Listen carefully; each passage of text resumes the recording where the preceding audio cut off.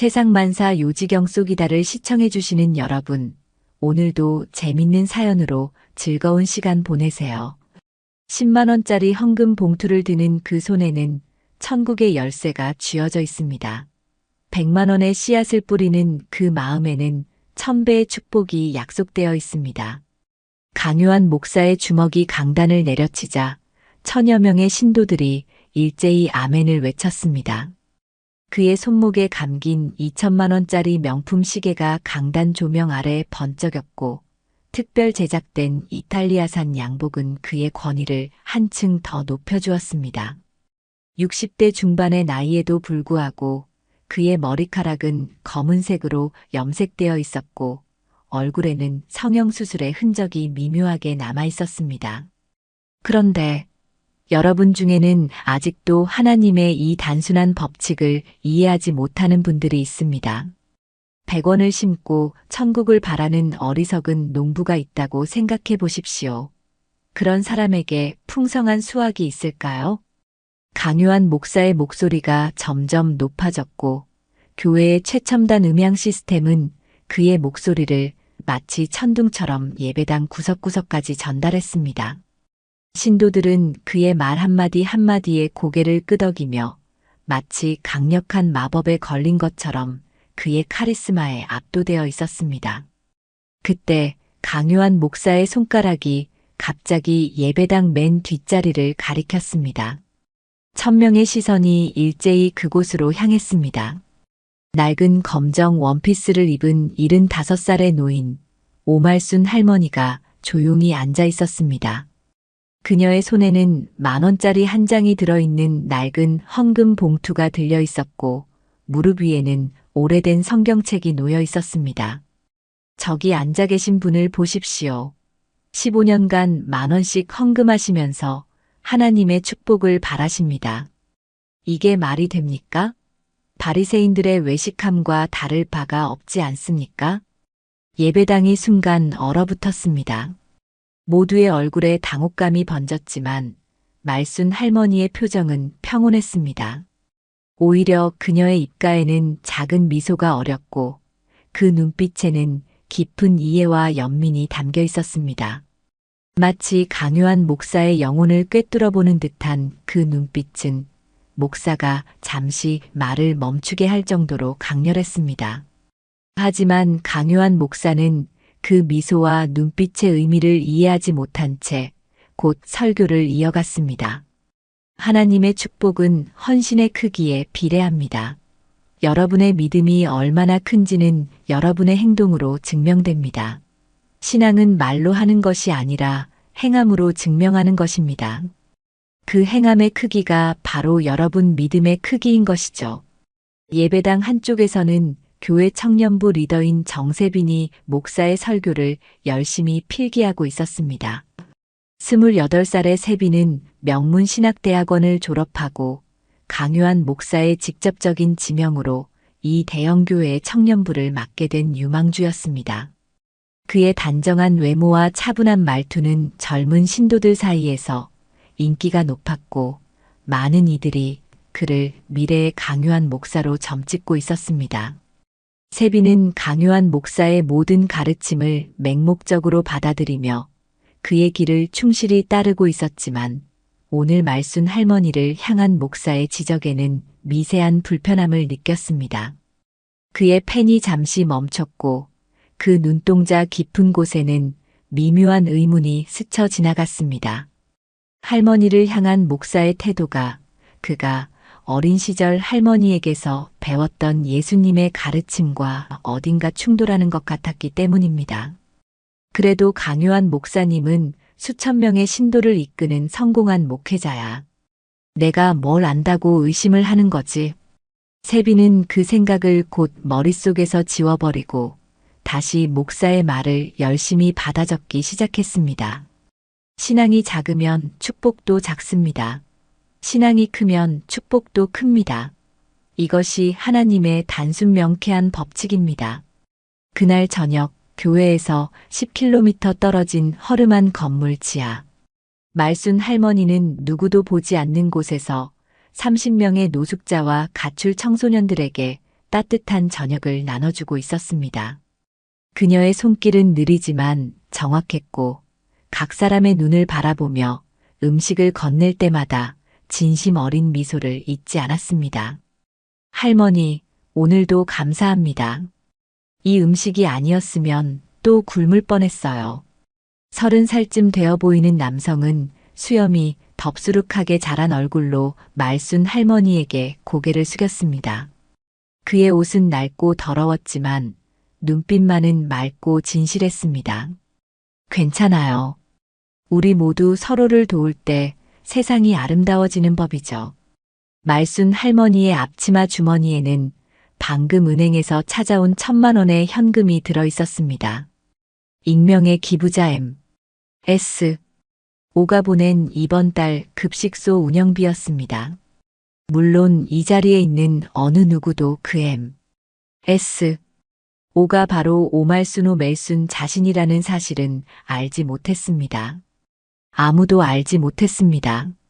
말순 할머니의 진짜 이름이 오말순 오멜순이라는 것을, 그리고 그녀가 30년 전 대기업 회장의 미망인이었다는 사실을, 그녀가 남편의 죽음 후 모든 재산을 익명으로 사회에 환원하기로 결심했다는 것을, 그리고 그녀가 교회에 매주 10,000원씩만 헌금하는 대신 도시 곳곳에 소외된 이들에게 매달 수천만 원을 기부하고 있다는 사실을.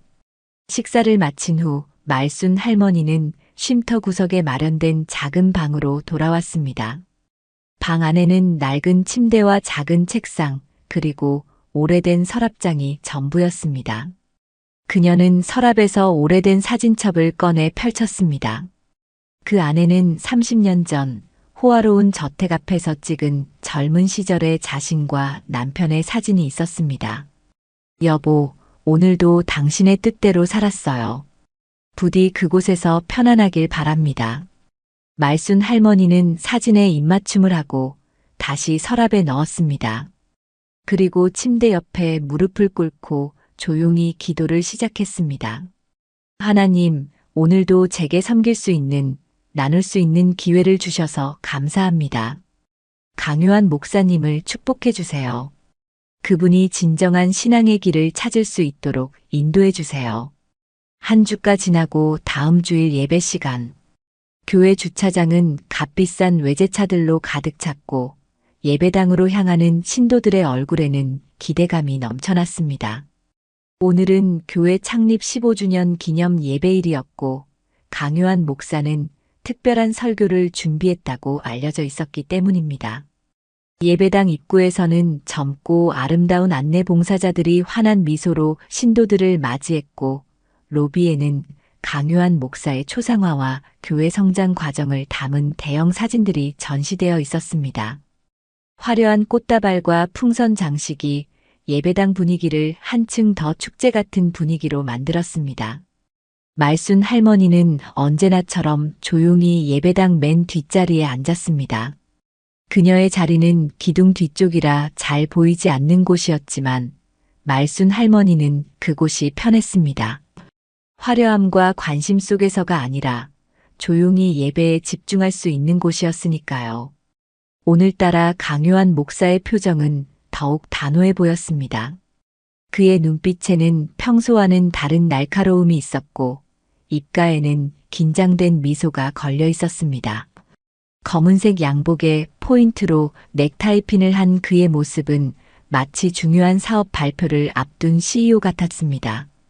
사랑하는 성도 여러분, 오늘은 우리 교회 창립 15주년이 되는 뜻깊은 날입니다. 강요한 목사의 목소리가 울려 퍼지자 교회는 박수 소리로 가득 찼습니다. 그는 잠시 미소를 지으며 박수가 잦아들기를 기다렸습니다. 15년 전 저는 겨우 40명의 성도와 함께 이 교회를 시작했습니다. 지하 사무실을 빌려 첫 예배를 드리던 그날이 아직도 생생합니다. 그런데 보십시오. 지금 우리는 1,000명이 넘는 대형 교회가 되었습니다. 이것이 바로 하나님의 축복입니다. 아멘. 신도들의 열렬한 반응을 받으며 강요한 목사는 계속 말을 이어갔습니다. 오늘은 특별한 말씀을 전하고 싶습니다. 바로 신앙 공동체의 책임에 관한 이야기입니다. 교회는 하나의 몸과 같습니다. 모든 지체가 제 역할을 다할 때 비로소 건강한 몸이 되는 것이죠. 강요한 목사는 평소보다 더 느린 목소리로 말을 이어갔습니다. 그의 시선이 예배당을 천천히 훑더니 구석에 앉아있는 말순 할머니에게 멈추었습니다. 그 순간 예배당의 공기가 얼어붙는 것 같았습니다. 우리 교회에는 1000명이 넘는 신도가 있지만 정작 교회의 재정과 봉사에 참여하는 분들은 절반도 되지 않습니다. 특히 11조를 성실히 내지 않으면서 교회의 혜택만 누리려는 분들이 계십니다. 목사의 시선이 여전히 말순 할머니를 향해 있자 주변 신도들도 하나둘 그쪽을 돌아보기 시작했습니다. 말순 할머니의 얼굴이 순간 굳어졌지만 곧 평온한 표정으로 돌아왔습니다. 그녀의 손은 무릎 위에 놓인 성경책을 조용히 쥐고 있었습니다. 예를 들어볼까요? 저기 앉아 계신 오말순 성도님은 15년간 매주 10,000원씩만 헌금하십니다. 최소한의 11조도 지키지 않으면서 교회의 모든 행사와 혜택은 다 누리고 계시죠. 이것이 올바른 신앙인의 자세일까요? 예배당이 순간 쥐죽은 듯 조용해졌습니다. 몇몇 신도들은 당혹스러운 표정으로 서로를 바라보았고 일부는 불편한 듯 자리에서 몸을 비틀었습니다. 하지만 대부분은 강요한 목사의 카리스마에 눌려 아무 말도 하지 못했습니다. 정세빈의 얼굴은 창백해졌습니다. 목사가 공개적으로 한 신도를 저렇게 지목한 것은 처음 있는 일이었으니까요. 그는 충격을 받은 채로 자신의 메모지를 바라보았습니다. 신앙은 헌신과 물질로 증명된다라고 적힌 문장이 그의 시선을 붙잡았습니다. 11조도 제대로 안 내고 하나님의 축복만 바라는 사람은 믿음 없는 자입니다. 성경에도 분명히 나와 있습니다. 너희는 온전한 11조를 창고에 들여 나의 집에 양식이 있게 하라.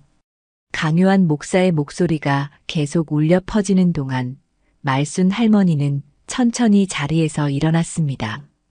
그녀의 움직임에 몇몇 신도들이 고개를 돌렸습니다. 말순 할머니는 작은 가방과 성경책을 들고 조용히 자리를 떠나기 시작했습니다. 할머니의 걸음은 느렸지만 흔들림이 없었고 등 뒤로 들려오는 강요한 목사의 말에도 돌아보지 않았습니다. 그녀의 눈가에는 작은 눈물이 맺혔지만 얼굴에는 여전히 평온한 미소가 떠올라 있었습니다. 마치 이 모든 상황을 초월한 듯한 그 표정은 그녀를 바라보는 몇몇 신도들의 마음을 이상하게 흔들어 놓았습니다. 보십시오. 말씀이 거슬린다고 나가버리시는군요. 이것이 바로 진정한 믿음이 없는 증거입니다. 강요한 목사의 목소리에 날이 섰습니다. 그의 눈빛에는 분노와 함께 이상한 만족감이 깃들어 있었습니다. 마치 오랫동안 계획했던 일을 마침내 실행에 옮긴 것 같은 표정이었습니다. 말순 할머니가 예배당 문을 나서자 여러 감정이 뒤섞인 웅성거림이 일었습니다. 대부분은 목사의 행동에 동조하는 듯 했지만 일부는 불편한 기색을 감추지 못했습니다. 특히 정세빈은 자신의 메모지를 바라보며 깊은 생각에 잠겼습니다. 그의 마음속에서는 처음으로 강요한 목사에 대한 확신이 흔들리기 시작했습니다. 목사님의 행동이 정말 옳은 걸까? 예수님이라면 이런 식으로 하셨을까? 그날 저녁 교회 카페에서 열린 청년부 모임에서는 오후 예배의 사건이 화제가 되었습니다. 세빈은 평소와 달리 말이 없었고 다른 청년들의 토론을 조용히 듣고만 있었습니다. 목사님 말씀이 맞잖아. 교회는 모두가 책임을 다해야 하는 공동체인데 11조도 제대로 안 내면서 교회의 혜택만 누리는 건 말이 안 되지 한 청년이 자신 있게 말했습니다. 하지만 공개적으로 지목하는 건 좀 과했던 것 같아. 예수님은 죄인을 그렇게 공개적으로 비난하지 않으셨잖아. 다른 청년이 조심스럽게 반박했습니다. 세빈은 마침내 입을 열었습니다. 오말순 할머니가 어떤 삶을 사시는지 우리가 정말 알고 있을까? 우리가 할머니를 판단할 자격이 있는 걸까? 그의 말에 모두가 잠시 침묵했습니다. 청년부 리더로서 항상 목사의 편에 서왔던 세빈이 이런 의문을 제기한 것은 처음이었기 때문입니다. 세빈 형, 무슨 말씀이세요? 목사님의 판단을 의심하시는 거예요? 한 청년이 놀란 표정으로 물었습니다. 세빈은 깊은 한숨을 내쉬었습니다. 아니야. 그냥 내 생각일 뿐이야. 우리 모두 좀 더 생각해 볼 필요가 있을 것 같아서. 그날 밤 세빈은 오랜만에 불편한 마음으로 잠자리에 들었습니다. 그의 머릿속에는 말순 할머니의 평온한 표정이 계속 떠올랐고 그와 함께 어린 시절 할머니에게서 들었던 예수님의 가르침들이 하나둘 되살아났습니다. 진정한 신앙이란 무엇일까? 내가 지금까지 따라온 길이 정말 옳은 길이었을까? 강 목사님의 발언은 종교적 관점에서 봤을 때도 문제가 있다고 생각합니다. 공개적으로 신도를 모욕한 것은 목회자로서의 기본 윤리에 어긋나는 행동입니다. 사회부 기자 한주영의 목소리가 편집실에 울려 퍼졌습니다. 32살의 주영은 종교 비리와 사회 문제를 전문적으로 다루는 베테랑 기자였습니다. 날카로운 통찰력과 끈질긴 취재로 여러 사회 문제를 폭로해온 그녀는 동료들 사이에서 진실 사냥꾼이라는 별명으로 불렸습니다. 주영의 책상 위에는 강요한 목사에 관한 자료들이 가득했습니다. 지난 2년 동안 대형 교회들의 비리를 추적해온 주영에게 강요한 목사의 행동은 또 다른 취재거리였습니다. 하지만 이번에는 뭔가 다른 감정이 있었습니다. 단순한 기사거리가 아니라 개인적인 분노가 그녀의 마음속에서 일었습니다. 확인된 사실만 보도한다는 원칙을 잊지 마세요. 주영 씨. 개인적인 의견은 배제하고요. 우리는 감정이 아니라 사실을 다루는 언론인입니다. 편집장 김상우는 안경을 고쳤으며 주영을 바라보았습니다. 30년 경력의 베테랑 편집장은 주영의 열정을 높이 평가했지만 동시에 그녀의 감정적인 면을 늘 경계했습니다. 알고 있습니다, 편집장님. 하지만 이번 건은 단순한 교회 내부 문제가 아니라 공적 영역에서의 윤리 문제라고 생각합니다. 대형 교회가 갖는 사회적 영향력을 고려할 때. 알았어요, 알았어. 증거를 모으세요. 확실한 증거가 있으면 그때 기사화하는 걸 고려해보죠. 편집장의 말에 주영은 고개를 끄덕였습니다. 그녀는 이미 교회에서 익명으로 제보를 받은 상태였고 강요한 목사의 행적을 추적하기 시작했습니다. 특히 그녀의 관심은 공개적으로 모욕을 당한 오말순 할머니에게 집중되었습니다. 할머니는 어떤 분일까? 왜 그렇게 오랫동안 한 교회를 다니면서 10,000원씩만 헌금했을까? 주영은 말순 할머니에 대한 정보를 찾아보았지만 놀랍게도 거의 아무것도 나오지 않았습니다. 주민등록상 기본 정보 외에는 SNS 계정도 없고 공적 활동 기록도 찾을 수 없었습니다. 마치 의도적으로 자신의 흔적을 지운 것처럼 보였습니다. 취재를 위해 교회 주변을 돌아다니던 어느 저녁, 주영은 우연히 작은 건물 지하에서 운영되는 청년 쉼터를 발견했습니다. 청년들의 쉼터 마이너스 따뜻한 밥과 잠자리가 필요한 모든 이들에게 열려 있습니다라는 소박한 간판이 걸려 있었습니다. 간판 옆에는 작은 글씨로 2008년부터 운영이라고 적혀 있었는데 이는 강요한 목사가 교회를 맡기 시작한 시점과 거의 일치했습니다. 호기심에 문을 열고 들어간 주영의 눈앞에 펼쳐진 것은 예상치 못한 광경이었습니다. 20여 명의 청년들이 따뜻한 저녁 식사를 하고 있었고 그들 사이에서 분주히 움직이는 노인이 있었습니다. 바로 오말순 할머니였습니다. 할머니는 청년들에게 음식을 나눠주며 때로는 머리를 쓰다듬고 때로는 어깨를 토닥이며 따뜻한 대화를 나누고 있었습니다. 어서 오세요. 식사하러 오셨나요? 말순 할머니는 주영을 발견하자 환한 미소로 맞이했습니다. 그녀의 손에는 방금 만든 듯한 김치찌개가 담긴 그릇이 들려 있었고 앞치마에는 음식을 준비하느라 생긴 얼룩들이 여기저기 묻어 있었습니다. 아, 저는 취재차 왔습니다. 신문사 기자인데요. 주영의 말에 말순 할머니는 잠시 멈칫했지만 곧 평온한 미소를 되찾았습니다. 그녀의 눈에는 경계심보다는 따뜻한 이해의 빛이 깃들어 있었습니다. 그러시군요. 그럼 먼저 식사부터 하시죠. 취재는 배부른 다음에 해도 늦지 않아요. 여기 앉으세요.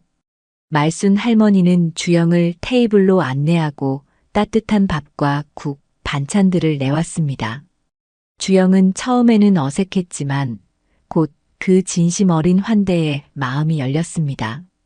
식사를 하는 동안 주영은 주변을 둘러보았습니다.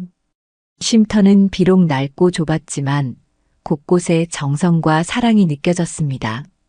벽에는 청년들이 그린 듯한 그림들과 감사의 메시지가 붙어 있었고 작은 서재에는 다양한 책들이 빼곡히 꽂혀 있었습니다.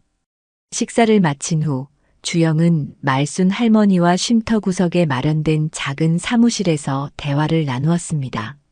사무실이라기보다는 창고를 개조한 듯한 이 공간에는 오래된 책상과 의자, 그리고 낡은 캐비닛만이 놓여 있었습니다. 할머니, 이런 쉼터를 운영하신 지 얼마나 되셨나요? 15년 정도 됐네요. 처음에는 교회 지하실에서 시작했어요. 그때는 교회에서 허락해 주셔서 그곳을 무료로 사용할 수 있었죠. 그런데 왜 여기로 옮기신 거예요? 말순 할머니는 잠시 생각에 잠기더니 조심스럽게 말을 이어갔습니다. 강요한 목사님이 부임하신 후 교회 이미지에 맞지 않는다는 이유로 나가달라고 하셨어요. 노숙자들과 가출 청소년들이 교회에 드나드는 것이 고급스러운 교회 이미지를 해친다고 생각하신 것 같아요. 그 말에 주영의 눈이 커졌습니다. 이것은 그녀가 생각했던 것보다 더 심각한 이야기였습니다. 할머니, 이런 쉼터를 운영하는데 많은 비용이 들 텐데 어떻게 감당하세요? 특히 교회의 지원 없이. 주영의 질문에 말순 할머니는 잠시 침묵했습니다. 그녀의 눈빛이 깊어지더니 마치 오래된 비밀을 간직한 사람처럼 조심스럽게 입을 열었습니다. 하나님께서 도와주시죠. 제가 가진 것은 적지만 나누면 항상 충분해요. 사람들이 보기에는 부족해 보여도 진심으로 나눌 때 하나님은 항상 채워주시니까요. 그 말 뒤에 숨겨진 무언가가 있다고 느낀 주영은 며칠 동안 말순 할머니의 과거를 추적했습니다. 그녀는 공공기록, 옛 신문 기사, 그리고 다양한 인맥을 통해 정보를 모았습니다. 그리고 마침내 놀라운 사실을 발견했습니다. 오말순 할머니는 30년 전 대한그룹이라는 대기업 회장의 부인이었습니다. 남편인 오진성 회장이 갑작스럽게 심장마비로 세상을 떠난 후 그녀는 언론의 스포트라이트에서 완전히 사라졌습니다. 당시 재계에서는 그녀가 해외로 이주했다는 소문이 돌았지만 실제로는 그녀가 모든 재산을 익명으로 기부하고 지금의 소박한 삶을 선택했던 것입니다. 더 놀라운 것은 지역 내 여러 기관들이 받고 있는 익명의 후원금이 모두 M.S. O. 라는 이니셜의 후원자로부터 온다는 사실이었습니다. 영어로 오말순의 이니셜을 거꾸로 한 것이었습니다. 고아원, 노인복지시설, 장애인 지원센터 등 수많은 사회복지시설이 M.S. O의 후원으로 운영되고 있었고 그 금액은 매년 수억 원에 달했습니다. 할머니가 매주 10,000원씩 헌금하신다더니 실제로는 다른 곳에 훨씬 더 많은 돈을 기부하고 계셨던 거군요. 그것도 완전히 익명으로. 주영은 자신의 발견에 가슴이 뜨거워졌습니다. 이 이야기는 분명 세상에 알려져야 할 가치가 있었습니다. 위선적인 목사의 모습과 진정한 신앙인의 삶을 대비시키는 이 스토리는 많은 사람들에게 깊은 감동과 성찰을 줄 수 있을 것이었습니다. 하지만 한편으로는 말순 할머니의 의사를 존중해야 한다는 생각도 들었습니다.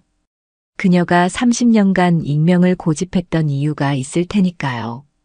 이것은 단순한 기사거리가 아니라 한 인간의 삶과 신념에 관한 이야기였습니다. 그날 저녁 주영은 다시 쉼터를 찾아갔습니다. 말순 할머니는 청년들이 모두 떠난 후 홀로 설거지를 하고 있었습니다. 형광등 불빛 아래에서 허리를 굽혀 일하는 그녀의 모습은 왠지 쓸쓸해 보였지만 동시에 깊은 평화가 느껴졌습니다. 할머니, 사실 알고 있어요. 할머니가 누구신지, 그리고 지금까지 어떤 일을 해오셨는지. 주영의 말에 말순 할머니는 손을 멈추고 천천히 고개를 들었습니다. 그녀의 눈에는 놀라움보다는 평온함이 깃들어 있었습니다. 마치 언젠가는 이런 날이 올 것이라고 예상하고 있었던 것처럼 말입니다. 그리고 이 이야기를 세상에 알리고 싶어요. 사람들이 진정한 신앙이 무엇인지 알아야 한다고 생각해요. 특히 강요한 목사와 같은 위선자들의 실체를 사람들이 알아야 합니다. 말순 할머니는 잠시 생각에 잠기더니 조용히 고개를 저었습니다. 그녀의 눈에는 깊은 지혜와 연민이 담겨 있었습니다. 드러내기 위한 선행은 선이 아니에요. 내가 하는 일은 하나님과 나 사이의 약속이니까요. 그리고 강요한 목사님을 위선자라고 단정 짓는 것도 옳지 않아요. 그분도 자신만의 방식으로 신앙을 실천하고 있는 거예요. 다만 그 방향이 조금 잘못됐을 뿐이죠. 말순 할머니의 말에 주영은 깊은 감동을 느꼈습니다. 자신을 공개적으로 모욕한 사람에 대해서도 이렇게 관대할 수 있다니 이것이야말로 진정한 신앙인의 모습이 아닐까 생각했습니다. 하지만 할머니, 그렇게 해서는 아무것도 변하지 않아요. 강요한 목사 같은 사람들은 계속해서 자신의 권력을 남용할 거예요. 말순 할머니는 미소를 지으며 주영의 손을 부드럽게 잡았습니다. 변화는 폭로가 아닌 깨달음에서 시작되는 법이에요. 진실은 언젠가 반드시 드러나게 되어 있어요. 우리는 그저 자신의 역할을 다하면 되는 거죠. 그 말을 듣고 주영은 깊은 생각에 잠겼습니다. 말순 할머니의 지혜는 그녀가 지금까지 믿어온 언론인으로서의 사명과 충돌하는 듯 했지만 동시에 더 깊은 진실을 담고 있는 것 같았습니다. 한주영의 마음속에서는 격렬한 갈등이 일어나고 있었습니다. 기자로서 진실을 알릴 의무와 말순 할머니의 의사를 존중해야 한다는 개인적 윤리 사이에서 그녀는 밤새 고민했습니다. 도심의 작은 원룸안 주영의 노트북 화면에는 이미 절반쯤 작성된 기사가 있었습니다. 위선의 가면을 쓴 종교 지도자와 숨겨진 참된 신앙인의 이야기라는 제목의 그 기사는 강요한 목사와 말순 할머니의 대비를 통해 현대 종교의 문제점을 날카롭게 지적하고 있었습니다. 화려한 말과 겉모습으로 신도들을 현혹하는 목사와 조용히 실천하는 진정한 신앙인의 모습을 대조적으로 그린 이 기사는 분명 큰 반향을 일으킬 것이었습니다. 이걸 정말 공개해도 될까? 주영은 마지막 문장을 쓴 뒤 키보드에서 손을 떼었습니다. 말순 할머니의 말이 계속 머릿속을 맴돌았습니다. 드러내기 위한 선행은 선이 아니에요. 그 말의 의미를 곱씹으며 주영은 창밖으로 시선을 돌렸습니다. 새벽녘의 도시는 아직 잠에서 깨어나지 않은 채 조용했지만 곧 아침이 밝아오면 사람들은 각자의 삶으로 바쁘게 움직이기 시작할 것입니다. 사람들은 이런 이야기를 어떻게 받아들일까? 그냥 또 하나의 종교 스캔들로 소비하고 말 것인가? 아니면 진정한 신앙에 대해 다시 생각해 볼 기회가 될 것인가? 그때 핸드폰이 울렸습니다.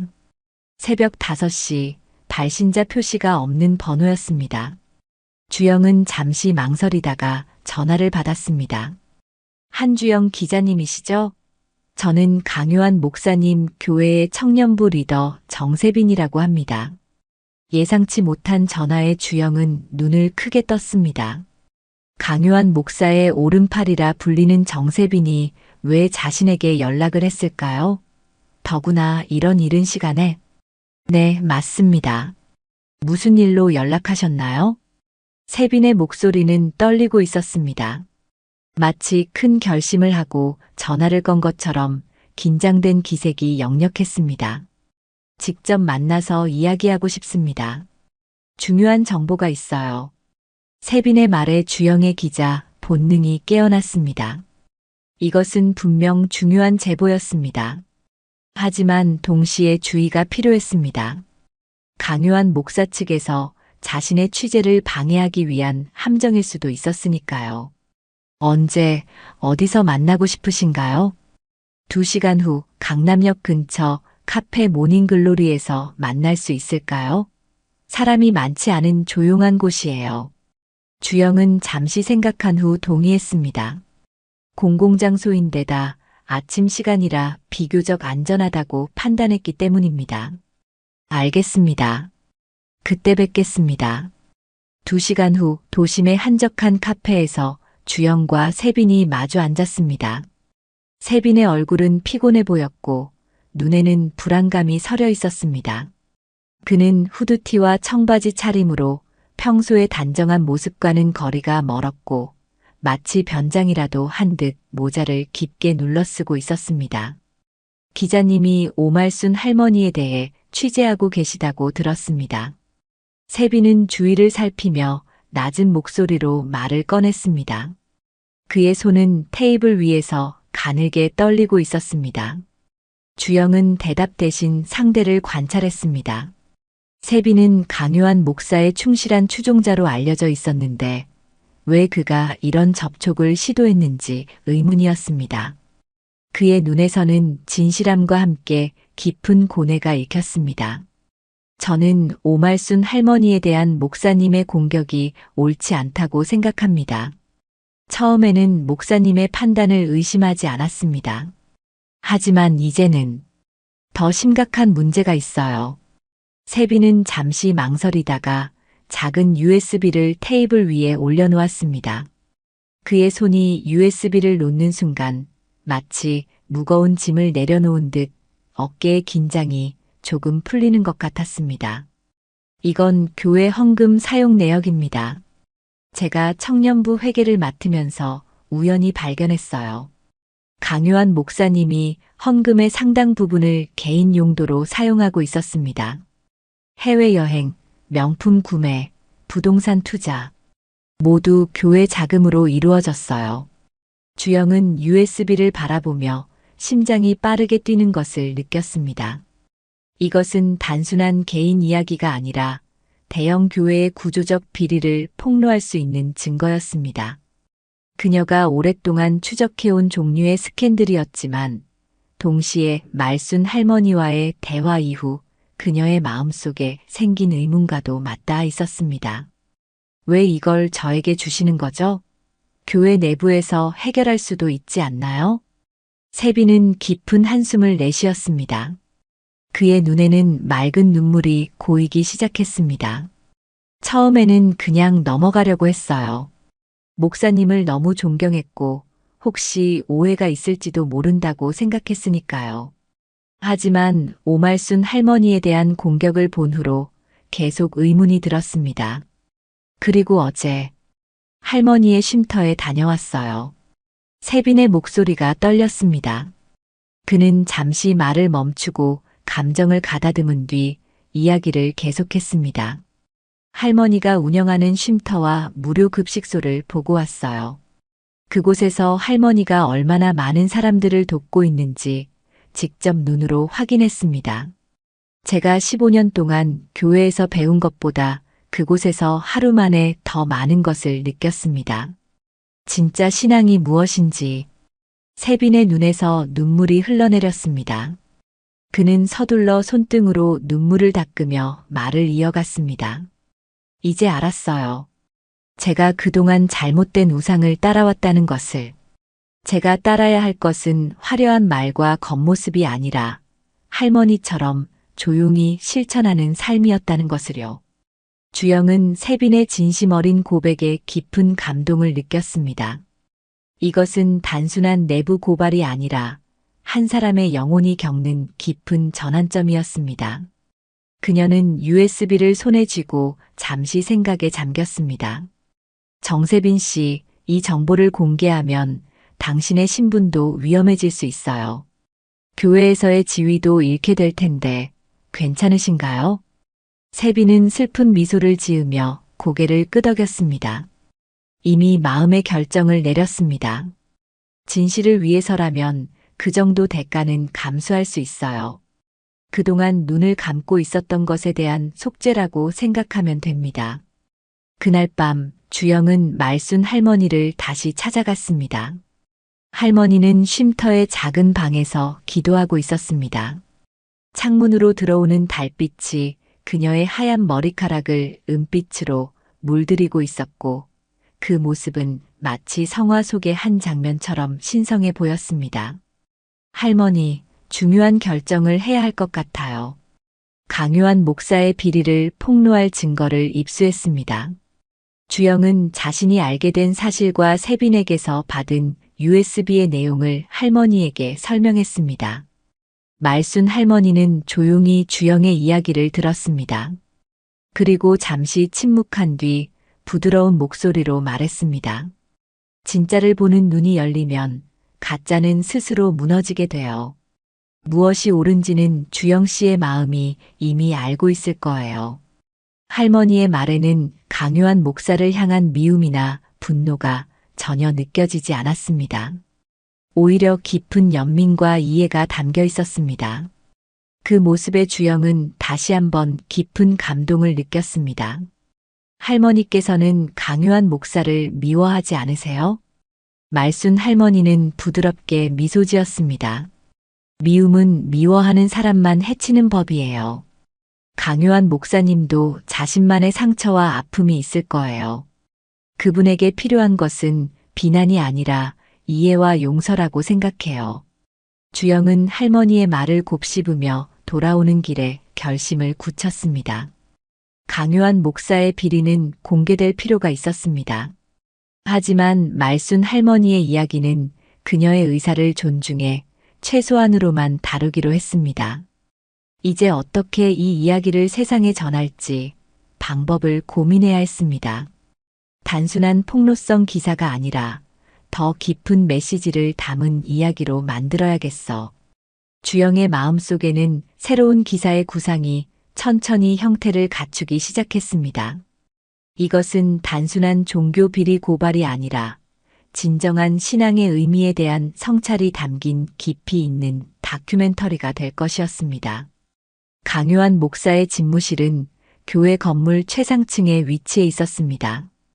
통유리창 너머로 도시 전경이 한눈에 내려다 보이는 이 공간은 그의 권위와 성공을 상징하는 곳이었습니다. 200평 규모의 호화로운 집무실 안에는 유명 디자이너가 특별 제작한 가구들이 놓여 있었고 벽에는 강요한 목사가 각국 정치인들과 찍은 사진들이 액자에 담겨 전시되어 있었습니다. 하지만 오늘 그는 창밖의 풍경을 즐길 여유가 없었습니다. 손에 쥔 휴대폰을 꽉 쥐며 그는 연신 이마에 땀을 닦았습니다. 그의 얼굴은 붉게 상기되어 있었고 평소의 여유로운 미소는 온데간데 없이 사라진 상태였습니다. 그래, 알아봤나? 누가 내 교회 일에 대해 취재하고 있다고? 전화 너머로 들려오는 대답에 강요한의 얼굴이 일그러졌습니다. 한주영이라는 이름은 들어본 적이 있었습니다. 종교 비리를 집요하게 파헤치는 기자로 유명한 사람이었습니다. 몇 해 전에는 같은 지역의 다른 대형 교회 비리를 폭로해 그 교회가 문을 닫게 만든 장본인이기도 했습니다. 철저하게 감시해. 그리고 우리 교회 신도 중에 그 기자와 접촉한 사람이 있는지도 알아봐. 특히 정세빈 목사가 요즘 수상해. 회의도 자주 빠지고 내 전화도 잘 안 받더라고. 강요한 목사는 전화를 끊고 깊은 한숨을 내쉬었습니다. 집무실 벽면에 걸린 대형 거울에 비친 자신의 모습이 눈에 들어왔습니다. 주름진 얼굴, 염색한 머리카락, 고급스러운 양복. 그는 문득 자신이 이 모든 것을 언제부터 당연하게 여기기 시작했는지 생각해 보았습니다. 이 모든 것은 내가 노력해서 얻은 거야. 하나님의 축복이고 내가 받아 마땅한 것이지. 그는 스스로를 설득하듯 중얼거렸지만 마음 한구석에서는 작은 양심의 가책이 그를 괴롭히고 있었습니다. 15년 전 작은 개척교회를 시작했을 때의 순수한 열정은 어디로 사라진 걸까요? 수천 명의 신도들 앞에서 성경을 외치면서도 정작 그 말씀대로 살지 못하는 자신의 모습이 때로는 그를 두렵게 했습니다. 아니야. 내가 흔들리면 안 돼. 여기까지 왔는데 하찮은 기자 한 명과 할머니 하나 때문에 무너질 수는 없어. 강요한 목사는 창가로 다가갔습니다. 15년에 걸쳐 일구어 놓은 그의 왕국이 위협받고 있다는 생각에 가슴이 답답했습니다. 어떻게 해서든 이 상황을 통제해야 했습니다. 그는 핸드폰을 꺼내 비서에게 전화를 걸었습니다. 긴급 장로회의를 소집해. 오늘 밤 8시에 내 집무실로. 한편 정세빈은 교회 사무실에서 컴퓨터 화면을 응시하고 있었습니다. 청년부 회계를 맡은 그에게는 교회 재정 시스템에 접근할 권한이 있었습니다. 처음에는 단순한 호기심에서 시작된 조사였지만 이제는 확신이 생겼습니다. 그가 발견한 정황은 충격적이었습니다. 화면에는 계좌 이체 내역이 가득했습니다. 지난 3년간 교회 헌금 중 약 40억 원이 교회 운영비라는 명목으로 강요한 목사의 개인 계좌로 흘러들어간 흔적이 있었습니다. 그 돈은 다시 해외여행, 명품 구매, 부동산 투자 등으로 사용되었고 심지어 목사의 아들이 운영하는 회사에도 상당 금액이 투자된 것으로 보였습니다. 이런 위선자에게 속았다니. 세빈의 마음은 분노와 배신감으로 가득 찼습니다. 그는 신앙의 순수함을 믿으며 자신의 청춘을 이 교회에 바쳤습니다.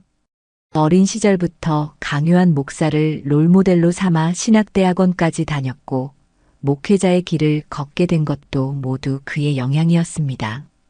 그런데 그 모든 것이 거짓 위에 세워진 것이었다니. 더 이상 침묵할 수 없다는 생각에 세빈은 마지막 증거 파일을 USB에 복사했습니다. 세빈 형제, 무슨 일이에요? 갑작스러운 목소리에 세빈은 화들짝 놀라 고개를 들었습니다. 강요한 목사의 최측근인 박찬호 부목사가 의심스러운 눈빛으로 그를 바라보고 있었습니다. 45살의 박 부목사는 강요한 목사의 대학 동창으로 교회 내에서 실질적인 권력을 행사하는 인물이었습니다. 청년부 회계 정리 중이었습니다. 세빈은 자연스럽게 USB를 주머니에 넣으며 미소 지었습니다. 하지만 부목사의 눈빛은 여전히 의심에 가득 차 있었습니다. 그는 세빈의 컴퓨터 화면을 힐끗 바라보았지만 다행히 세빈은 이미 증거 파일을 닫은 상태였습니다. 목사님께서 지금 당장 만나자고 하셨어요. 무슨 일인지는 모르겠지만 급하신 것 같아요. 세빈의 등줄기로 식은땀이 흘렀습니다. 강요한 목사가 무언가 눈치챈 것일까요? 아니면 단순한 교회 업무 때문일까요? 침착함을 유지하려 노력하며 세빈은 고개를 끄덕였습니다. 네, 지금 바로 올라가겠습니다. 박 부목사의 시선이 여전히 의심스럽게 그를 따라오는 것을 느끼며 세빈은 USB가 들어있는 주머니를 손으로 꾹 쥐었습니다. 이 작은 장치 안에 담긴 정보가 그의 인생과 교회의 운명을 바꿀 수 있다는 사실을 알기에 그의 심장은 빠르게 뛰고 있었습니다. 그 시각 한주영은 신문사 편집실에서 동료들과 열띤 토론을 벌이고 있었습니다. 테이블 위에는 그녀가 수집한 증거 자료들이 흩어져 있었고, 벽에는 강요한 목사와 관련된 사건의 타임라인이 붙어 있었습니다. 이것은 단순한 스캔들이 아니라 구조적인 종교 비리예요. 우리가 다루어야 합니다. 주영의 목소리에는 확신이 담겨 있었습니다. 그녀의 눈은 열정으로 빛나고 있었고, 손은 흥분으로 약간 떨리고 있었습니다. 편집장 김상우는 주영이 제시한 자료들을 꼼꼼히 살펴보았습니다. 강요한 목사의 헌금 유용 증거와 교회 내부 문서들은 분명 폭발력 있는 기사감이었습니다. 특히 정세빈이 제공한 USB의 내용은 강력한 증거가 될 수 있었습니다. 증거는 확실한 것 같군. 하지만 법적 문제는 없겠지? 강요한 목사의 영향력을 생각하면 반격이 만만치 않을 텐데. 김상우 편집장의 이마에는 깊은 주름이 잡혔습니다.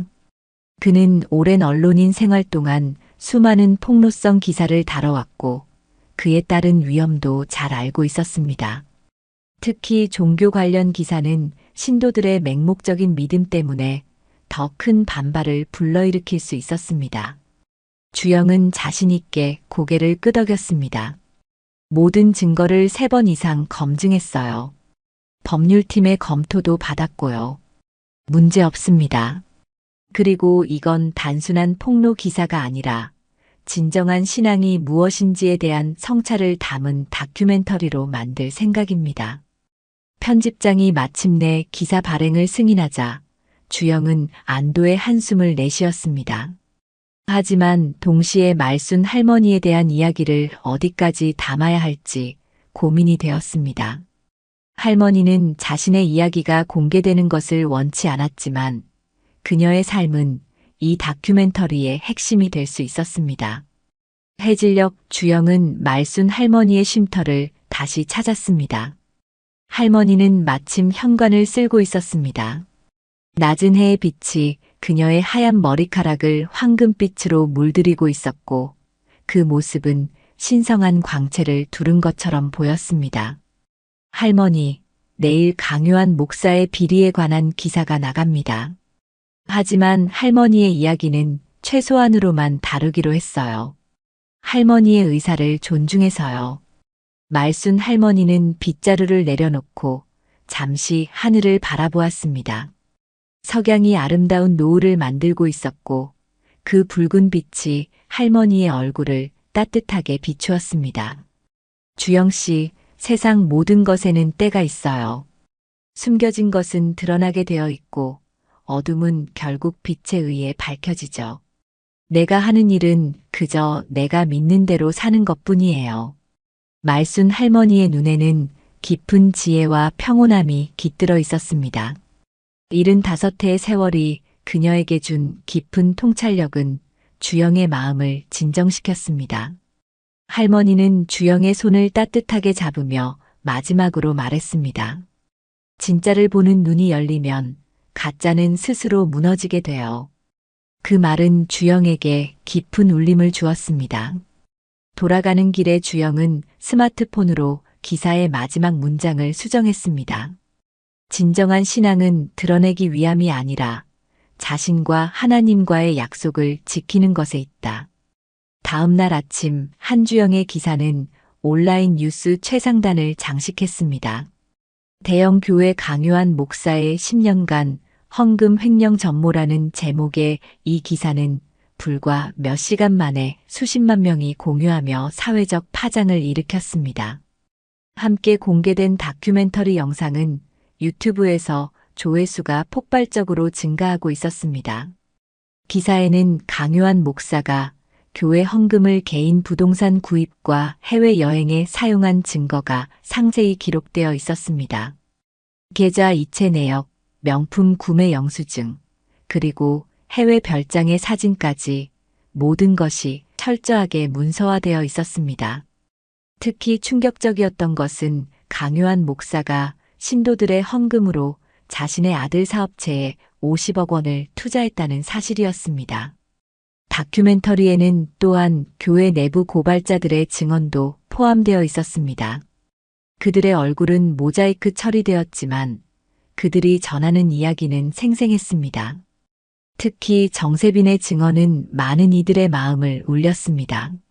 저는 15년간 이 교회에서 신앙생활을 해왔습니다. 처음에는 목사님을 진심으로 존경했고 그분의 가르침이 옳다고 믿었어요. 하지만 이제 알게 되었습니다. 제가 따라온 것은 신앙이 아니라 한 사람의 카리스마였다는 것을요. 진정한 신앙은 다른 곳에 있었습니다. 세빈의 떨리는 목소리는 그의 진심을 전달했고 수많은 시청자들은 그의 용기에 감동했습니다.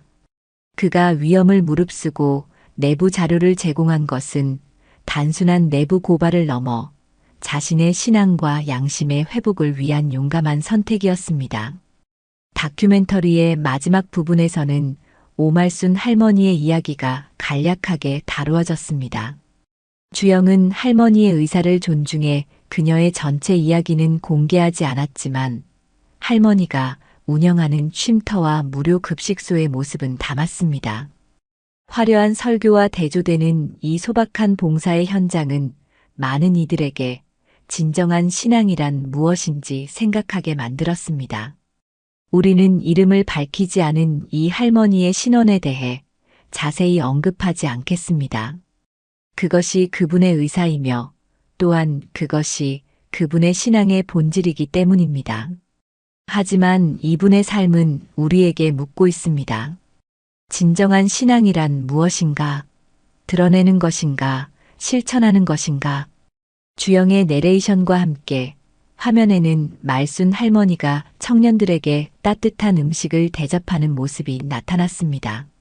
할머니의 얼굴은 모자이크 처리되었지만 그녀의 따뜻한 미소와 섬세한 손길은 여전히 느껴졌습니다. 강요한 목사는 즉각 기자회견을 열어 혐의를 전면 부인했습니다. 그는 평소보다 더 화려한 양복을 입고 나타났지만 그의 얼굴에는 깊은 불안감이 역력했습니다. 땀으로 번들거리는 이마와 떨리는 손가락이 그의 내면 상태를 드러내고 있었습니다.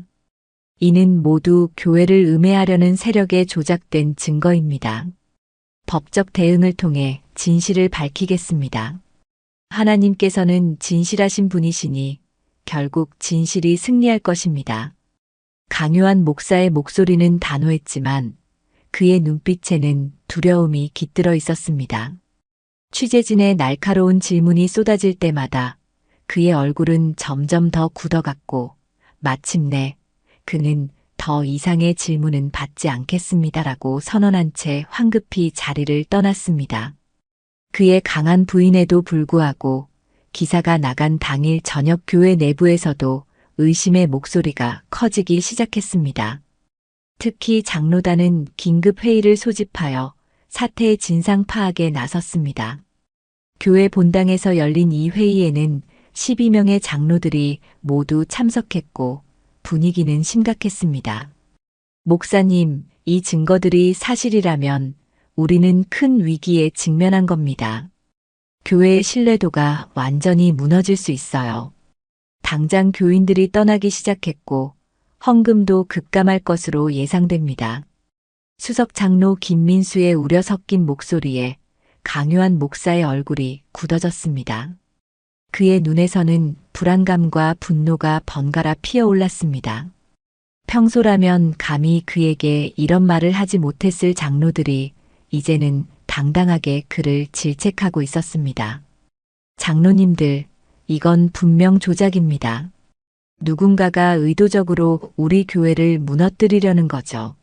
아마도 경쟁 교회나 반기독교 세력일 겁니다. 증거라는 것들도 모두 조작된 거예요. 강요한 목사의 목소리는 점점 높아졌고 그의 얼굴은 분노로 붉어졌습니다. 하지만 장로들의 표정은 그리 확신에 차 보이지 않았습니다. 그들 중 일부는 이미 자체 조사를 통해 강요한 목사의 혐의가 상당 부분 사실임을 알게 된 상태였습니다. 목사님, 정세빈 목사가 내부 고발자라는 사실은 어떻게 설명하시겠습니까?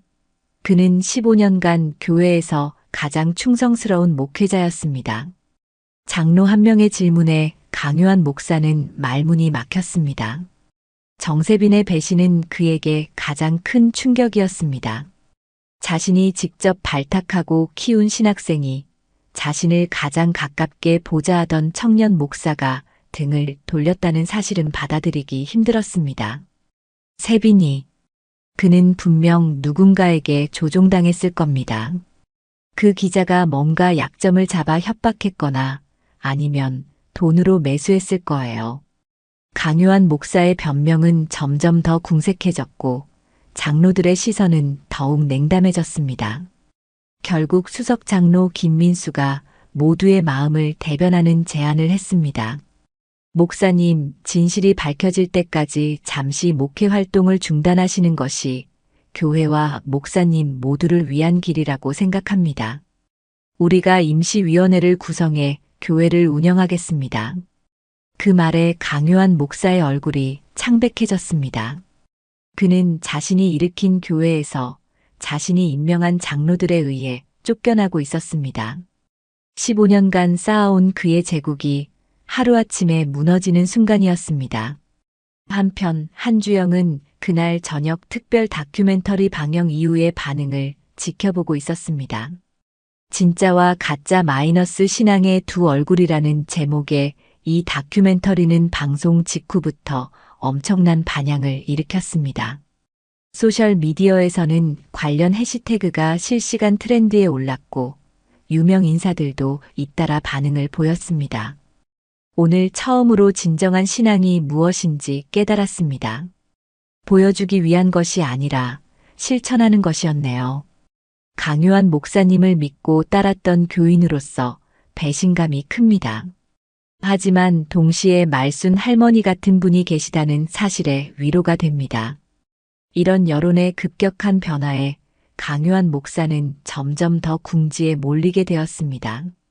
교회 내부에서조차 그를 지지하는 목소리가 줄어들고 있었습니다. 특히 청년들 사이에서는 교회를 떠나는 움직임이 빠르게 확산되었고 일부는 정세빈을 따라 새로운 신앙 공동체를 찾아 나서기 시작했습니다. 방송이 나간 지 이틀 후 강요한 목사는 자신의 호화로운 저택에서 긴급 기자회견을 열었습니다. 그의 모습은 이전과는 확연히 달랐습니다. 화려한 양복 대신 소박한 평상복을 입은 그는 마치 오래된 병을 앓은 사람처럼 수척해 보였습니다. 먼저 그동안 저를 믿고 따라주신 모든 신도 여러분께 깊은 사과의 말씀을 드립니다. 저는 실수를 많이 했습니다. 교회 자금을 개인적으로 사용한 것은 사실입니다. 하지만 그것이 불법이라고 생각하지 않았습니다. 제가 교회를 세웠고 그 돈은 제가 일군 것이라고 자만했습니다. 강요한 목사의 고백에 취재진은 술렁였습니다. 아무도 그가 이렇게 쉽게 자신의 잘못을 인정할 것이라고 예상하지 못했기 때문입니다. 그의 눈에는 눈물이 고여 있었고 목소리는 떨리고 있었습니다. 이제 저는 모든 공직에서 물러나 깊이 참회하는 시간을 갖고자 합니다. 교회는 장로단에 맡기겠습니다. 그리고 오말순 할머니께 공개적으로 사과드리고 싶습니다. 제가 얼마나 어리석었는지 이제야 깨닫습니다. 기자회견이 끝난 후 강요한 목사는 자신의 집무실로 돌아와 창밖을 바라보았습니다. 그가 오랜 시간 공들여 쌓아 올린 제국이 무너져 내리고 있었습니다. 그의 머릿속에는 한 가지 질문만이 맴돌았습니다. 어디서부터 잘못된 걸까? 한편 말순 할머니의 쉼터에는 평소보다 더 많은 사람들이 찾아왔습니다. 다큐멘터리를 본 사람들이 자원봉사를 하겠다며 찾아온 것입니다. 말순 할머니는 이런 관심에 감사하면서도 다소 당혹스러워했습니다. 그녀는 조용히 자신의 일을 하는 것을 좋아했고 이런 갑작스러운 주목은 그녀의 평온한 일상을 뒤흔들었기 때문입니다. 그날 저녁 말순 할머니는 평소보다 일찍 봉사활동을 마치고 자신의 작은 방으로 돌아왔습니다. 그녀는 무릎을 꿇고 조용히 기도를 시작했습니다. 주님, 그들을 용서하소서. 그리고 그들에게 진정한 평화를 허락하소서. 특히 강요한 목사를 위해 기도합니다. 그에게 겸손과 지혜를 주시고 진정한 신앙의 길을 찾게 하소서. 말순 할머니의 기도는 깊은 밤까지 이어졌습니다. 그녀가 바라는 것은 단순한 교회의 붕괴가 아니라 모든 이들이 진정한 신앙의 의미를 다시 한번 생각해보는 계기가 되기를 바라는 마음이었습니다. 주일 아침 평소라면 수천 명의 신도들로 가득 찰 강요한 목사의 교회 예배당은 이상할 정도로 적막했습니다. 평소 같으면 주차장을 가득 메웠을 차들도 손에 꼽을 정도였고 환영 봉사자들이 서 있던 교회 입구에는 아무도 없었습니다.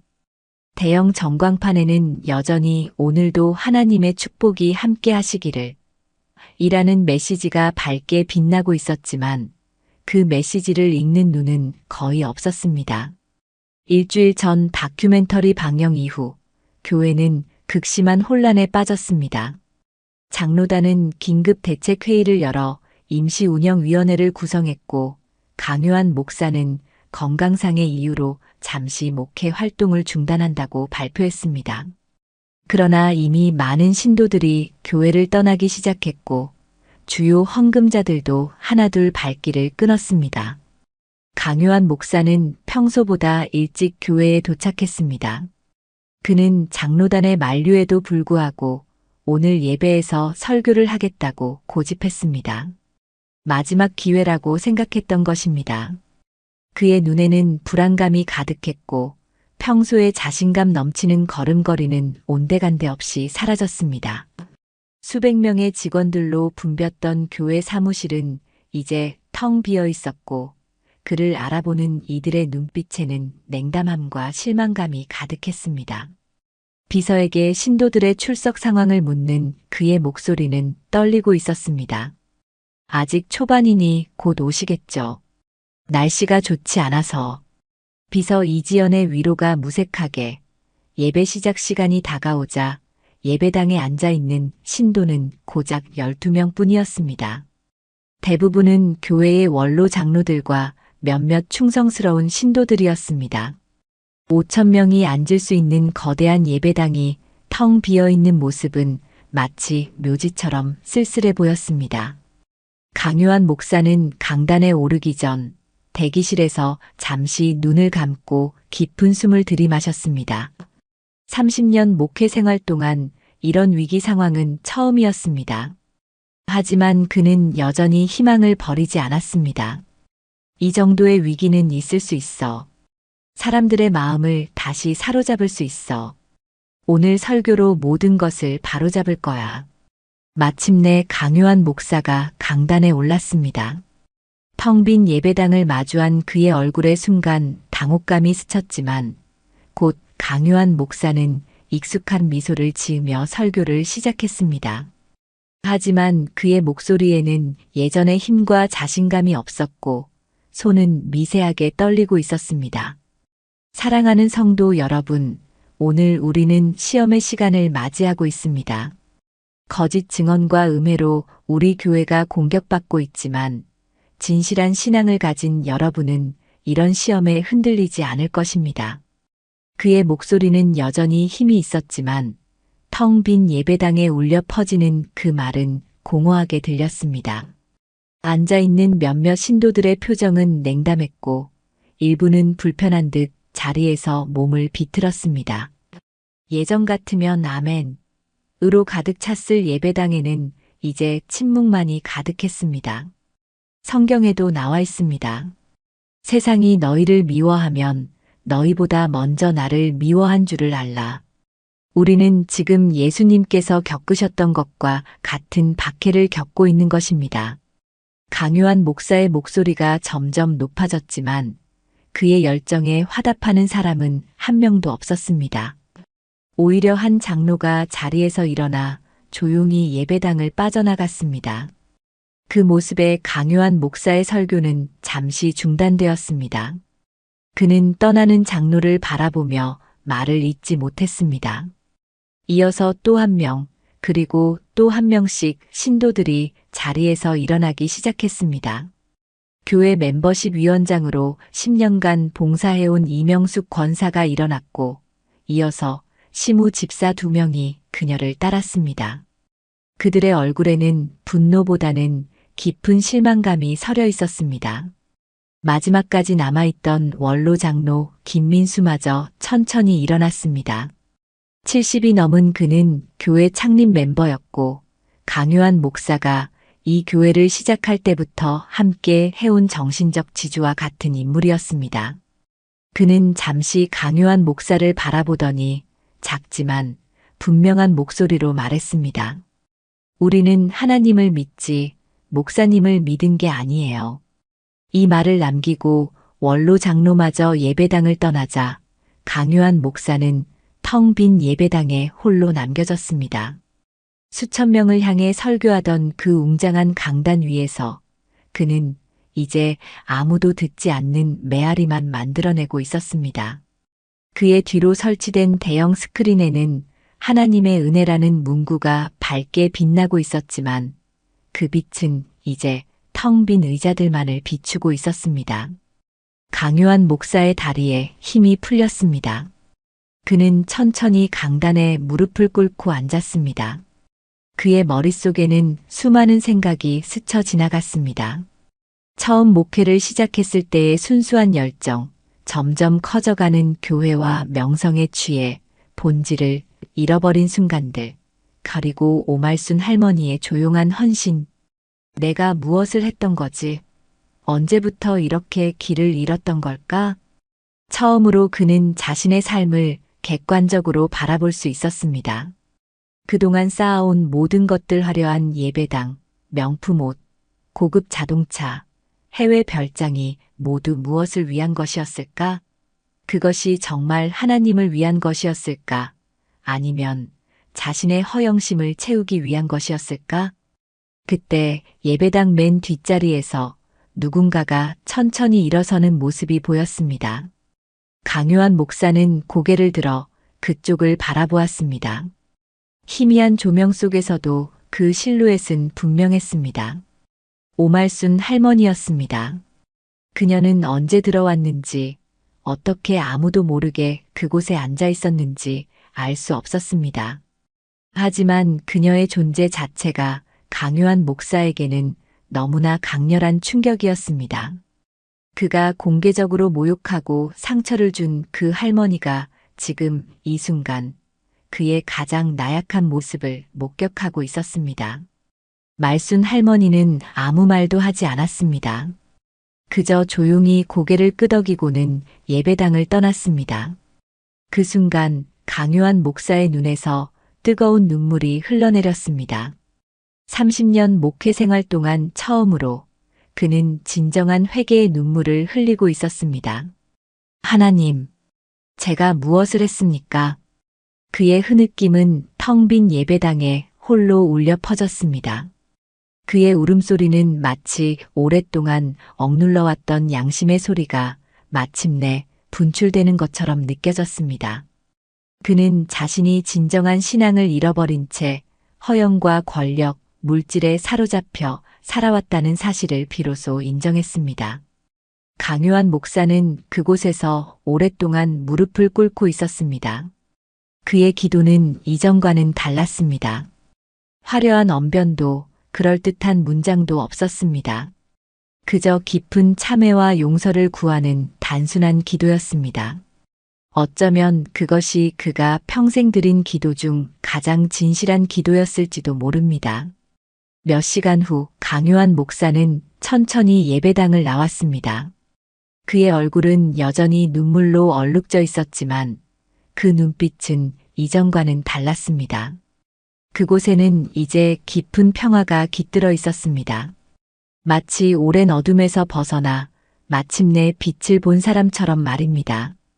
그날 밤 강요한 목사는 짧은 성명을 발표했습니다. 저는 오늘부로 모든 성직에서 물러납니다. 제가 지은 죄에 대해 깊이 반성하고 진정한 회개의 시간을 갖고자 합니다. 그동안 저를 믿고 따라주신 모든 분들께 진심으로 사과드립니다. 그리고 특별히 오말순 할머니께 공개적으로 용서를 구합니다. 제가 얼마나 어리석었는지 이제야 깨닫습니다. 1년이 지난 어느 봄날, 한때 강요한 목사의 대형 교회였던 건물은 완전히 다른 모습으로 변해 있었습니다. 화려한 십자가와 대형 전광판은 사라지고 대신 지역 공동체 회관이라는 소박한 간판이 걸려 있었습니다. 법정 공방 끝에 교회는 사실상 해체되었고 건물은 지역사회를 위한 공간으로 탈바꿈했습니다. 넓은 예배당은 이제 다양한 지역 행사와 교육 프로그램이 열리는 다목적 홀이 되었고 본당 옆 작은 예배실에서는 여러 종파의 신도들이 각자의 방식으로 예배를 드릴 수 있게 되었습니다. 화려했던 목사의 집무실은 지역 청소년들을 위한 도서관으로 바뀌었고 넓은 주차장의 일부는 작은 텃밭으로 변모했습니다. 오늘은 특히 많은 사람들로 붐볐습니다. 다양성을 존중하는 열린 신앙 공동체라는 주제로 포럼이 열리고 있었기 때문입니다. 다양한 종교와 신념을 가진 사람들이 모여 진정한 신앙과 공동체의 의미에 대해 논의하는 이 행사는 매년 정기적으로 열리고 있었습니다. 포럼의 발표자 중 한 명은 정세빈이었습니다. 이제 그는 작은 개척 교회의 목사가 되어 있었습니다.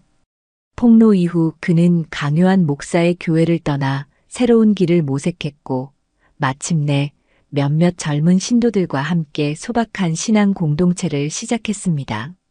세빈의 교회는 건물도 없이 공원이나 회관을 빌려 예배를 드리는 소박한 공동체였지만 진정성 있는 신앙과 실천으로 많은 이들의 공감을 얻고 있었습니다.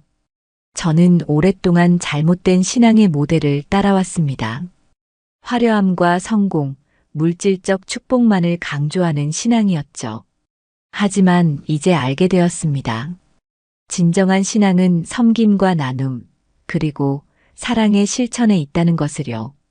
세빈의 목소리에는 깊은 확신과 겸손함이 함께 담겨 있었습니다. 그는 더 이상 예전의 자신감 넘치는 청년 목사가 아니었습니다. 대신 깊은 성찰과 경험을 통해 성숙해진 영적 지도자로 성장해 있었습니다.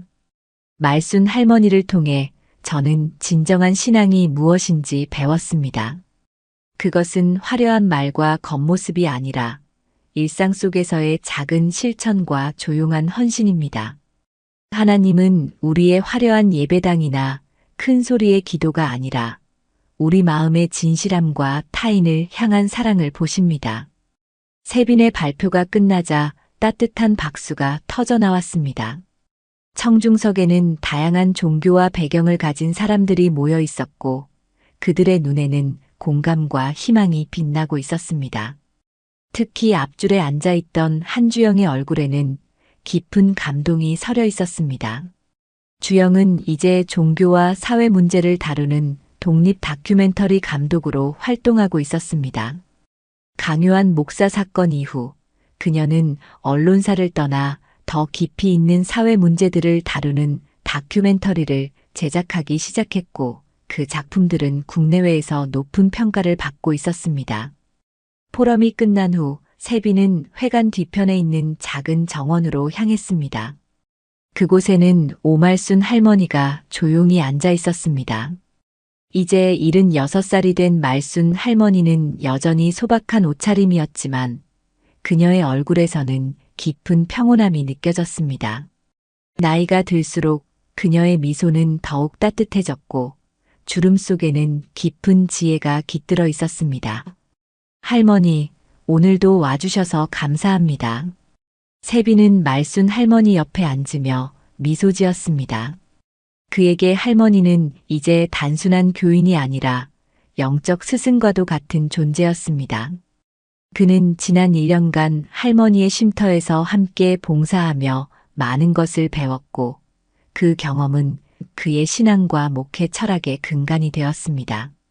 말순 할머니는 고개를 끄덕이며 대답했습니다. 좋은 이야기를 들었어요. 세빈 씨가 많이 성장했네요. 성경에도 나와 있잖아요. 믿음이 없이는 하나님을 기쁘시게 하지 못하나니. 진정한 믿음은 선한 행실로 나타나는 법이죠. 두 사람은 잠시 조용히 정원의 풍경을 감상했습니다.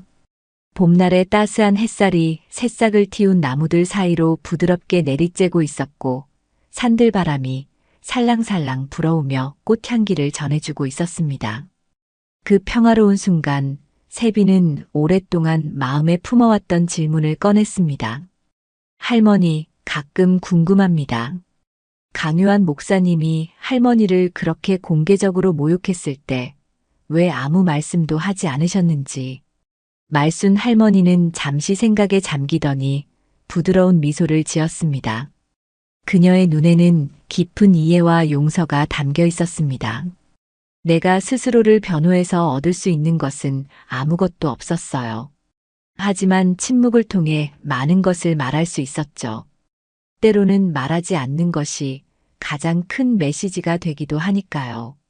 예수님도 재판 중에 침묵하셨잖아요. 침묵은 때로 가장 강력한 대답이 될 수 있어요. 세빈은 깊이 고개를 끄덕였습니다. 그는 지난 1년간 말순 할머니에게서 많은 것을 배웠습니다. 교회에서 15년간 배운 것보다 더 많은 깨달음을 얻었다고 해도 과언이 아니었습니다. 그런데 할머니, 한 가지 더 궁금한 게 있어요. 강요한 목사님이 사라진 후 할머니는 왜 그분을 위해 기도하셨나요? 저라면 쉽게 용서하지 못했을 것 같은데. 말순 할머니의 눈에 잔잔한 물결이 일었습니다.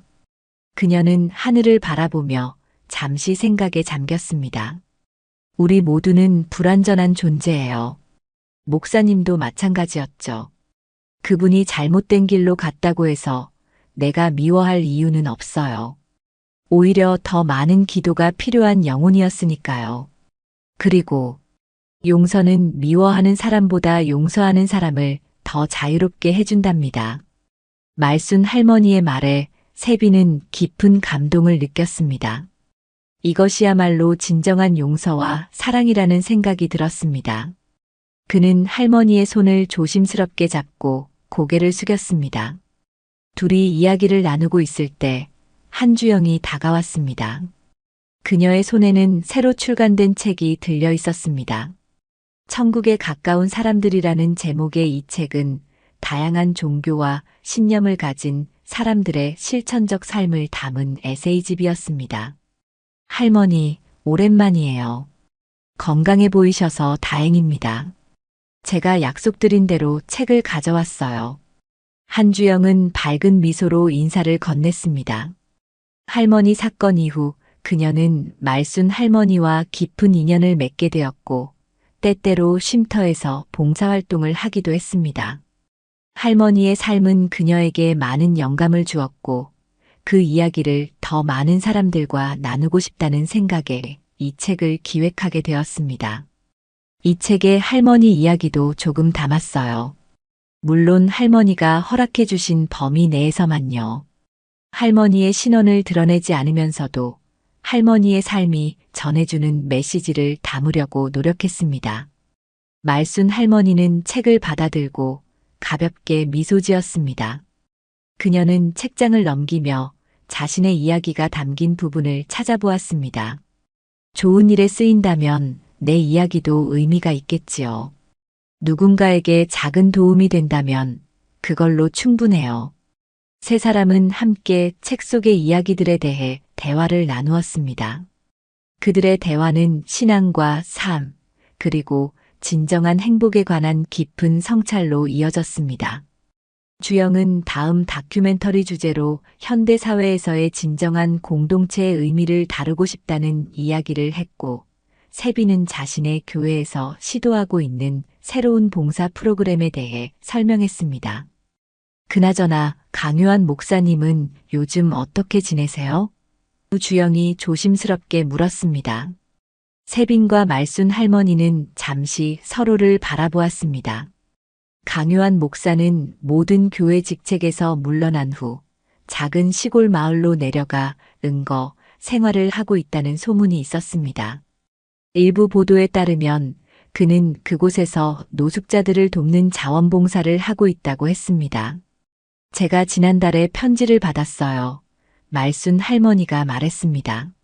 목사님이 지금 어느 산속 작은 마을에서 자원봉사를 하며 지내고 계시대요. 모든 재산을 정리해서 피해자들에게 돌려주고 매우 소박하게 살고 계신다고 해요. 편지에는 진심 어린 사과와 함께 이제야 진정한 신앙이 무엇인지 조금씩 깨닫고 있다는 내용이 담겨 있었어요. 주영과 세빈은 놀란 표정으로 할머니를 바라보았습니다. 그들은 강요한 목사가 그토록 극적인 변화를 겪었다는 사실이 믿기지 않았습니다. 사람은 변할 수 있어요. 누구에게나 두 번째 기회는 있는 법이죠. 중요한 건 진심으로 회개하고 변화하려는 의지예요. 말순 할머니의 말에는 깊은 지혜가 담겨 있었습니다. 그녀의 삶은 용서와 이해, 그리고 끊임없는 실천을 통해 진정한 신앙을 보여주고 있었습니다. 해질녘 말순 할머니는 자신의 작은 쉼터로 돌아갔습니다. 쉼터는 이제 더 많은 사람들의 도움으로 확장되어 더 많은 청년들을 받아들일 수 있게 되었습니다. 젊은 자원봉사자들이 늘어나면서 할머니의 부담도 조금씩 줄어들고 있었습니다. 할머니는 자신의 방으로 들어가 창가에 앉아 저무는 해를 바라보았습니다. 그리고 조용히 기도를 시작했습니다. 기도를 마친 후 그녀는 깊은 감사함을 느끼며 창밖을 바라보았습니다. 천국은 멀지 않아요. 가장 낮은 자리를 택한 곳에 항상 가까이 있으니까요. 말순 할머니의 작은 창문 너머로 도시의 불빛이 하나둘 켜지기 시작했습니다. 그 빛은 마치 작은 별들처럼 반짝이며 새로운 희망을 약속하고 있었습니다. 그리고 그 빛 속에서 할머니는 자신이 걸어온 길이 결코 헛되지 않았음을 다시 한번 깨달았습니다. 진정한 신앙은 화려한 언변이나 큰 건물이 아니라 매일의 작은 실천과 사랑 속에 있다는 것을 그녀는 자신의 삶으로 증명하고 있었습니다.